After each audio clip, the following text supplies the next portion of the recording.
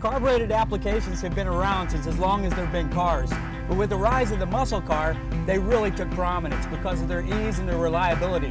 But today, however, on our 1969 Mustang, we're going to install electronic fuel injection. And get this, in under 1 hour.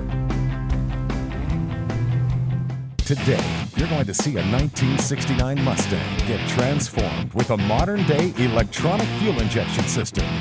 The Powerjection 3 from Professional Products, which we're going to install in less than 1 hour. If you love the idea of combining classic looks and today's technology, hold on to your seats.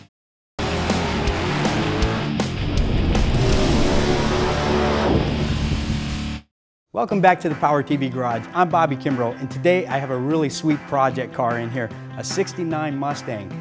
Now, unfortunately, I'm only going to have it here for about an hour because Professional Products crew tells me that's all it's going to take to install the Powerjection 3 electronic fuel injection. I'm having a difficult time believing that, so I brought my clock and we're going to put it on time.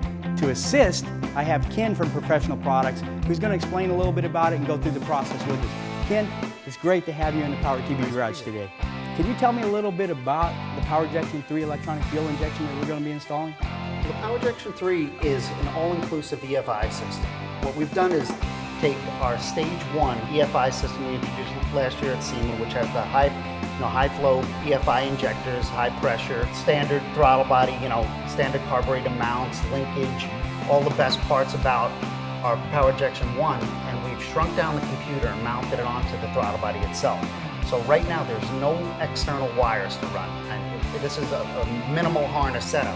And that's what really takes away from the installation time. Now, I'm an old guy, I know what I like to see, so I'm really stoked about this. I want to see it on, and I want to see it without all this computer gadgetry stuff. I just want a car that works and works well. So we're going to time you. I figure enough talking. Let's go get this thing on. Our team had 1 hour to install the Powerjection 3, and the clock has started ticking. All right, kid, I want to take a look at what we got here. It's got the identical linkage as a Holley carburetor. So if you've got your stock, throttle bracket set up, your return spring, none of that stuff has to be changed. The system includes the Powerjection 3 throttle body with integrated fuel injectors and EFI electronics, all of the necessary hardware, a small wiring harness, and the wideband O2 sensor, which allows the system to self-tune. Wiring is as simple as 3 wires: power, ground, and key on. All right, Ken, we need to get our fuel delivery system intact here, and we got several options, so we're going to have to make a decision. I see a lot of parts. Help me out. What we have now, though, is a new product. It's called a Returnless fuel pump controller.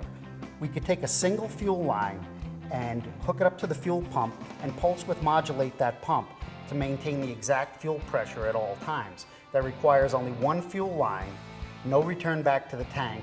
This system, a lot faster. One fuel line, you're ready to go. Installing the returnless fuel system was simple. We mounted the control box to the firewall, hooked up the wiring harness to the Powerjection 3, and we were ready to go. This system allowed us to keep the single fuel line from our carbureted application without having to go to the time and expense of adding a return line. We did need to run the wires to the back of the Mustang to directly hook up to our EFI fuel pump, which you can see we installed here. Follow your line back all the way to the tank. Make sure there's no splices that have been done during the years. These cars have been around for a while and they've gone through some abuse. Looks like we're pretty good here.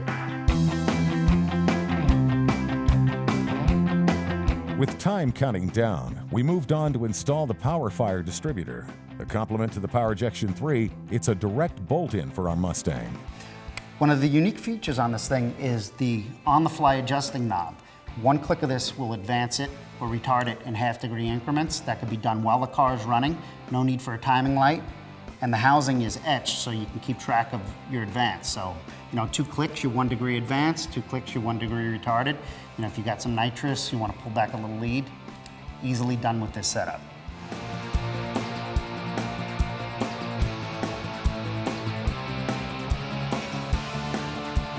We installed the PowerFire, bolted down the cap and rotor, and hooked up our spark plug wires. Adjusting the timing at the distributor proved a simple task once the distributor was installed. All right, Ken, we're still on the clock. everything looks good to me here. Is there anything else left we need to do? Yeah, hook up the battery terminal, we'll check the leaks, and we'll give it a go. Okay, how about if I get the battery and you get the key?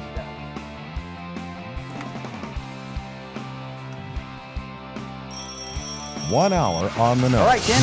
We converted the Powerjection 3, turned the key, and fired our engine.